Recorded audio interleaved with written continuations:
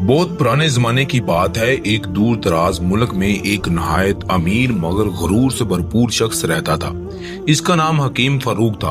वो खुद को दुनिया का सबसे बड़ा दाना, आलम और अक्लमंद समझता था। इसका दावा था कि दुनिया में कोई ऐसा सवाल नहीं जिसका वो जवाब ना दे सके। वो जहां भी जाता वहां के उल्मा और दानश्वरों को चैलेंज करता और अक्सर अपनी चालाकी और लफ्जों के खेल से सबको लाजवाब कर देता। इसी गुरूर में डूबा हुआ एक दिन वो सल्तनत रूम के मशहूर शहर में पहुंचा, जहां मुल्ला नसीरुद्दीन अपने दानाई और हाजिर जवाबी के लिए मशहूर थे। शहर पहुंचते ही वो सीधा बादशाह के दरबार में जा पहुंचा। दरबार सजा हुआ था। अमरा, वज़रा और अलमा अपनी अपनी जगह पर बैठे थे। हकीम फरूक ने बुलंद आवाज में ऐलान किया, ऐ दरबार के लोगों, मैं दुनिया के कई मुल्कों की खाक छान चुका हूँ, बड़े बड़े उल्मा को शिकस्त दे चुका हूँ। आज मैं तुम्हारे शहर के सबसे बड़े अक्लमंद को चैलेंज करता हूँ। दरबार में सरगोशियां होने लगी। मेरे पास 3 सवाल हैं।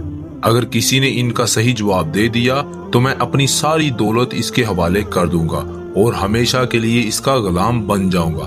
लेकिन अगर कोई जवाब ना दे सका तो सबको मानना होगा कि मुझसे बड़ा कोई अक्लमंद नहीं। बादशाह कुछ परेशान हो गया। इसने फौरन दरबार के बड़े बड़े उल्मा को बुलाया, मगर जब हकीम फरूक ने सवालात का इशारा दिया तो सबके चेहरों के रंग उड़ गए। आखिरकार बादशाह मुल्ला नसीरुद्दीन याद आए। फौरन हुक्म दिया गया कि इन्हें दरबार में बुलाया जाए। कुछ ही देर बाद मुल्ला नसीरुद्दीन अपने पुराने मगर वफादार गधे पर सवार, सर पर बड़ी सी पगड़ी बांधे दरबार में दाखिल हुए। इनका अंदाज हमेशा की तरह सादा और बेफिक्र था। उन्होंने बादशाह को सलाम किया और बोले, जहांपनाह, इस गरीब मुल्ला को किस खिदमत के लिए बुलाया गया है? बादशाह ने सारा माजरा बयान किया।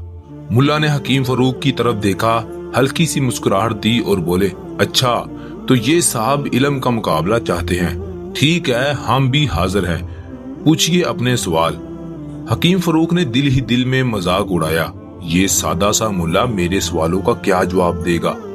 वो आगे बढ़ा और बोला, पहला सवाल ये है कि बताओ, इस जमीन का वो कौन सा नुक्ता है जहां से जमीन शुरू होती है और वहीं इसका ऐन मरकज यानी खत्म होती है?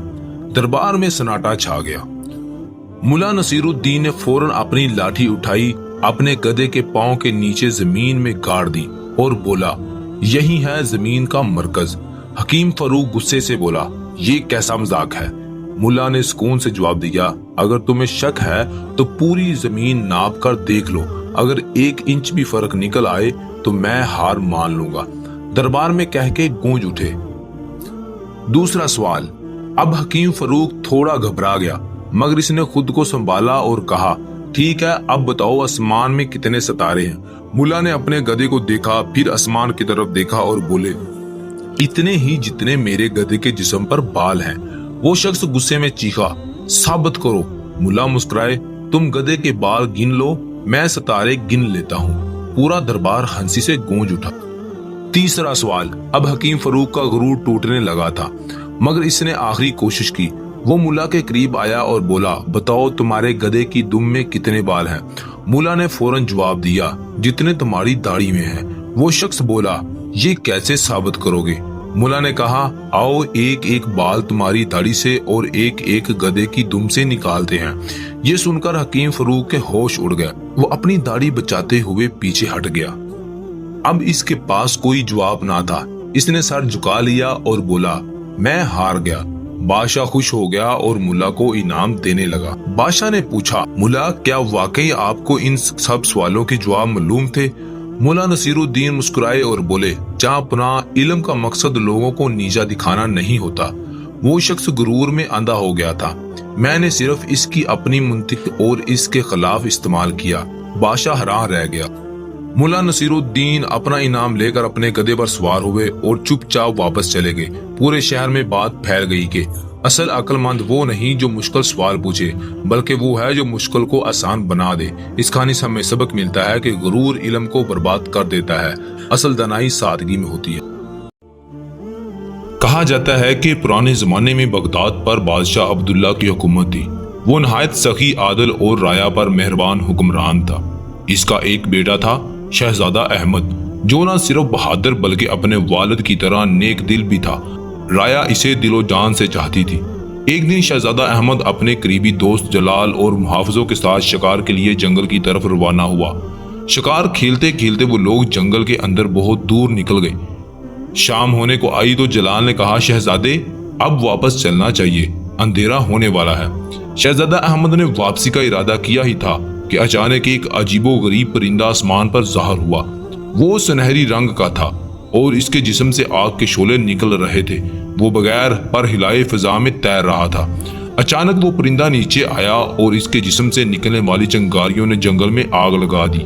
سب لوگ خوف زدہ ہو کر بھاگنے لگے، مگر اسی وقت ایک تیز روشنی شہزادہ احمد پر پڑی اور وہ اپنے گھوڑے سمیت فضا میں بلند ہو کر نظروں سے اوجھل ہو گیا۔ جلال اور باقی لوگ حیرت اور خوف میں ڈوب گئے۔ بہت تلاش کے باوجود شہزادہ نہ ملا تو وہ مایوس ہو کر محل واپس آئے اور سارا واقعہ بادشاہ کو سنایا۔ ملکہ غم سے نڈھال ہو گئی اور بادشاہ بھی شدید پریشان ہو گیا۔ جلال نے کہا، علی جاں مجھے اجازت دیں، میں اپنے دوست کو تلاش کرنے جاؤں گا۔ آخرکار بادشاہ نے اجازت دے دی اور ایک مشورے پر وہ سب شیخ علی نامی بزرگ کے پاس گئے جو پہاڑوں میں رہتے تھے اور غیبی علم بھی رکھتے تھے۔ شیخ علی نے بتایا کہ وہ پرندہ دراصل جادوگر جعفر تھا جس نے شہزادہ احمد کو اغوا کیا ہے۔ انہوں نے جلال کو ایک جادوئی تلوار اور ایک گیند دی جو راستہ دکھائے گی۔ جلال نے سفر شروع کیا۔ وہ جنگل، پہاڑ اور ریگستان عبور کرتا گیا۔ دن کی گرمی اور رات کی سردی نے اسے تکا دیا۔ اس کا گھوڑا بھی مر گیا، مگر اس نے ہمت نہ ہاری اور پیدل سفر جاری رکھا۔ راستے میں ایک خوفناک درندے نے اس پر حملہ کیا، مگر جلال نے شیخ علی کی دی ہوئی تلوار سے اسے مار ڈالا۔ پھر وہ ایک دریا کے کنارے پہنچا جہاں جادوئی گیند پھٹ گئی اور اس میں سے ایک چھوٹا سا بونا آنگو نکلا۔ اس نے جلال کو دریا پار کروایا اور اس کی مدد کرتا رہا۔ آخرکار جلال ایک وادی میں پہنچا جہاں اس نے شہزادہ احمد کو قید پایا۔ اس نے تلوار کی مدد سے جیل کا دروازہ توڑ دیا اور دونوں دوست مل گئے، مگر اچانک جادوگر جعفر سامنے آ گیا۔ اس نے جادو کے ذریعے سانپ اور آگ کے شعلے پیدا کیے، مگر جلال کی تلوار نے سب کو ناکام بنا دیا۔ آخرکار دونوں کے درمیان سخت لڑائی ہوئی۔ جب جلال کمزور پڑنے لگا تو شہزادہ احمد نے موقع پا کر جادوگر کو پہاڑ سے نیچے دھکیل دیا اور وہ مر گیا۔ واپسی کے سفر میں انہوں نے ایک عجیب سانپ کو دیکھا جس کی دم میں ایک پرندہ قید تھا۔ شہزادہ احمد نے اسے مارا تو وہ پرندہ ایک خوبصورت لڑکی میں بدل گیا۔ وہ شہزادی لیلا تھی، سلطنت دمشق کی بیٹی، جسے جادوگر کے آدمیوں نے اغوا کیا تھا۔ اب تینوں اکٹھے سفر کرنے لگے۔ سفر کے دوران وہ ایک خوبصورت باغ میں پہنچے جہاں پریاں رہتی تھی۔ اچانک ایک 3 سر والا شیر حملہ آور ہوا۔ جلال نے بہادری سے اس کا مقابلہ کیا مگر زخمی ہو گیا۔ پھر شہزادہ احمد نے آخری وار کر کے شیر کو مار ڈالا۔ پریوں کی شہزادی نے ان کا شکریہ ادا کیا اور انہیں اپنے محل میں مہمان بنایا۔ وہاں ان کا شاندار استقبال ہوا اور جلال کا زخم بھی جادوئی مرہم سے ٹھیک ہو گیا۔ ایک دن جشن کے دوران اچانک جادوگر جعفر دوبارہ نظر ہوا۔ دراصل وہ مکمل طور پر مرا نہیں تھا، اس نے حملہ کیا۔ جلال نے بہادری سے اس کا مقابلہ کیا مگر اس کی تلوار ہاتھ سے چھوٹ گئی۔ جب جادوگر شہزادہ احمد پر حملہ کرنے لگا تو جلال درمیان میں آ گیا اور اس وار کو اپنے سینے پر لے لیا۔ اسی حالت میں اس نے آخری طاقت سے جادوگر کا سر کاٹ دیا۔ جعفر مر گیا مگر جلال بھی اپنے دوست کے لیے جان قربان کر گیا۔ اس کہانی سے ہمیں سبق ملتا ہے کہ جلال کی موت پر سب رو پڑے۔ شہزادہ احمد غم سے ٹوٹ گیا مگر اسے اپنے دوست کی بہادری پر فخر بھی تھا۔ کچھ دن بعد پریوں کی شہزادی نے انہیں جادوئی تخت کے ذریعے بغداد پہنچا دیا۔ بادشاہ عبداللہ اپنے بیٹے کو دیکھ کر خوش ہوا مگر جلال کی شہادت پر بہت افسوس کیا۔ بعد میں شہزادہ احمد اور شہزادی لیلا کی شادی ہوئی۔ پورے بغداد میں خوشیاں منائی گئی اور کہا جاتا ہے کہ اسی خوشی کے موقع پر آسمان سے پھول برس رہے تھے اور پریوں کی شہزادی بھی ان کی خوشیوں میں شریک تھی۔ اس کہانی سے ہمیں سبق ملتا ہے کہ بہادری اور نیکی ہمیشہ برائی پر غالب آتی ہے، قربانی کبھی رائے گاہ نہیں جاتی۔